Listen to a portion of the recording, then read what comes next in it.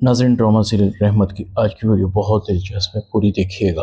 Channel को subscribe नहीं किया तो सब्सक्राइब ज़रूर कर लीजिएगा। अनाया प्रीशे को अपसेट देखती है। अनाया दिल ही दिल में कहती है, यही तो मैं चाहती थी कि तुम यहाँ अनकंफर्टेबल महसूस करो। वैसे मेरी बातों का काफ़ी गहरा असर हुआ है इस पर। अनाया प्रीशे के पास आती है। तुम्हें क्या हुआ है? तुम्हारा मुंह क्यों लटका हुआ है? मैंने तुम्हें कहा था ना कि यहाँ बड़े बड़े लोग होंगे और तुम मिडिल क्लास। तुम्हारी वजह से देखो, बारी भी मुझे अपसेट लग रहा है। इसमें तुम्हारा कसूर नहीं है प्रीशे। तुम इससे पहले इतने बड़े लोगों में उठी बैठी नहीं होगी ना, मुश्किल तो होगी। प्रीशे कहती, हाँ तुम ठीक कह रही हो, इंसान अपने किरदार से बड़ा लगता है। अनाया कहती है, क्या मतलब है तुम्हारा? प्रीशा कहती है, ये तुम्हें समझ में नहीं आएगा क्योंकि ये बड़े लोगों की बात है और तुम में बड़ों वाली कोई बात नहीं है। बारी दूर से देख रहा था। प्रीशा काफ़ी पुरएतमाद लग रही थी और अनाया का एतमाद डगमगा रहा था। बारी प्रीशा के पास आता है, उसकी तरफ अपना हाथ बढ़ाता है। प्रीशा अपना हाथ बारी के हाथों में देती है। दोनों एक दूसरे का हाथ थामते हुए चले जाते हैं। इतने में एक लड़की आती है। क्या कमाल की जोड़ी है दोनों की। बारी और प्रीशे दोनों एक साथ में कितने अच्छे लगते हैं। लगे भी क्यों ना। बारी की बीवी खूबसूरत जो इतनी है और अट्रैक्टिव भी, जो देखे इसका दीवाना हो जाए। अनाया पर एक एक पल भारी गुजर रहा था। मेरे सामने इसकी तारीफ, दिल करता है इससे जान से मार दूं। अनाया गुस्से से पार्टी छोड़कर चली जाती है। दूसरी लड़कियां कहती हैं, अनाया को क्या हो गया है? पहले अयान गया, फिर बारी और उसकी बीवी, अब अनाया भी जा रही है। अनाया गुस्से में घर पहुंचती है। उसका पारा आसमान पर था। अनाया की माँ और उसका बाप अनाया को देखते हैं। तुम तो पार्टी में गई थी, आ गई, क्या हुआ, कोई बात हुई है? अनाया कहती है, वो 2 टके की लड़की बारी ने उसे मेरे बराबर लाकर खड़ा कर दिया है। ये सब मिनाल की वजह से हुआ है। सुफियान का मिनाल को देखकर मूड खराब हो जाता है। सुफियान अनाया को कहता है, बेटा अगर तुम्हें इस घर में कोई पसंद नहीं है तो तुम्हें उसके मुंह लगने की भी ज़रूरत नहीं है। तुम्हें खुद को किसी से कमतर समझने की ज़रूरत नहीं है। तुम हमारी बेटी हो। जिसने भी तुम्हारा दिल तोड़ा है वो हमें भी अच्छी नहीं लगती। मिनाल उठकर जाने लगती है। राहिल कहता है, मिनाल तुम कहाँ जा रही हो? मिनाल कहती है, नापसंदीदा लोगों का यहाँ क्या काम? इशारा मेरी तरफ है ना। मिनाल अपने ताया को कहती है, ताया जान, बारी और अनाया की शादी न होने में मेरा कोई किरदार नहीं है। बारी का अनाया से शादी न करने का फैसला उसका अपना था। अनाया कहती, डैड आप इसे क्यों कह रहे हैं? ये क्यों चाहती कि मेरी और बारी की शादी होती? इसका मतलब तो निकल गया था, इसकी तो राहिल से शादी हो गई थी। मिनाल कहती, अनाया तुम मेरे बारे में गलत सोच रही हो। मैंने हमेशा तुम्हें अपनी बहन की तरह समझा है। प्लीज़ तुम अपनी गलतफहमी दूर कर लो। अनाया कहती है, गलतफहमी तो मेरी दूर हो चुकी है। सुफियान राहिल को कहता है, तुम अपनी बीवी को लेकर जाओ, हमने इसकी कोई बात नहीं सुननी। इसे बता दो राहिल, ये सिर्फ तुम्हारी बीवी है, इसलिए अब तक इस घर में है और हम इसे यहाँ बर्दाश्त कर रहे हैं, यही काफ़ी है। मीनाल रोती हुई अपने कमरे में चली जाती है। मीनाल राहिल को कहती है, ताईजान वहाँ क्या कुछ कह रहे थे? आपने राहिल मेरी ज़रा भी साइड नहीं ली। राहिल कहता है, यार इसमें गलत क्या है? अगर तुम चाहती तो बारीकी और अनाया की शादी हो सकती थी ना। तुम्हें अपनी गलती तस्लीम करनी चाहिए। अनाया मेरी छोटी बहन है, उस पर जो गुजरी है मुझे उसका पूरा एहसास है। मीनाल कहती है, और वो जो हर रोज़ मुझे अजियत मिल रही है उसका एहसास नहीं है आपको? जिस दिन से बारी और पुरीशे की शादी हुई है कोई मुझसे ढंग से बात नहीं करता। मुझे अनाया से, ताईजान से और तायाजान से कोई शिकवा नहीं है। अगर शिकवा है तो तुमसे है। तुमने कभी मेरी साइड नहीं ली। आपको सबकी तकलीफ़ नज़र आती है मगर मेरी नहीं।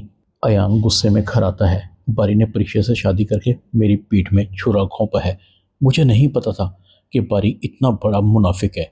मैं बारी को अपना सबसे अच्छा दोस्त समझता था। अयान की माँ अयान के पास आती है। अयान क्या हुआ है? तुम्हारी तबीयत तो ठीक है ना? अयान कहता है, मॉम आपको पता है बारी ने प्रीशा से शादी कर ली है, मुझे धोखा दिया है। मॉम मैं बारी को कभी माफ़ नहीं करूँगा। अयान की माँ कहती, बेटा तुम उस लड़की को भूल क्यों नहीं जाते? अयान कहता है, मैं उससे मोहब्बत करता था मॉम, नहीं भूल सकता। आज जब मैंने प्रीशा को बारी के साथ देखा तो मेरे तन बदन में आग लग गई। प्रीशा बारी को कहती है, क्या हुआ है? आप सारे रास्ते अपसेट थे, आपने मुझसे सारे रास्ते बात तक नहीं की। अयान ने कुछ कहा था। बारी कहता है, नहीं प्रीशा। प्रीशा कहती है, कुछ तो कहा होगा। बारी कहता है उसे गलतफहमी हुई है। वैसे वहाँ पर हर कोई तुम्हारी तारीफ कर रहा था। तुम बहुत खूबसूरत लग रही थी। लगो भी क्यों ना, जो ख़ास बात तुम में है वो किसी और में कहाँ। तुम में सबसे अच्छी बात तुम्हारा पुरएतमाद होना है। वादा करो तुम अपने एतमाद को लेकर कभी भी नहीं डगमगाओगी। तुम मेरी ताकत हो। तुम्हारी एक झलक देखने को मिलती है तो मेरा सारा दिन अच्छा गुजरता है। प्रीश कहती है तो ये तब की बात थी जब हमारी शादी नहीं हुई थी। अब तो हर वक्त तुम्हें देखने के लिए मेरा चेहरा मिलता है। बारी कहता है कहाँ मिलता है, तुम मसरूफ़ इतनी ही रहती हो, मुझे फुल टाइम देती ही कहाँ हो। दिल करता है तुम्हें अपने पास बिठाकर तुमसे हर वक्त बातें करता रहूं, तुम्हें देखता रहूं। तुमसे अपनी नज़रें हटाने को मेरा दिल नहीं करता।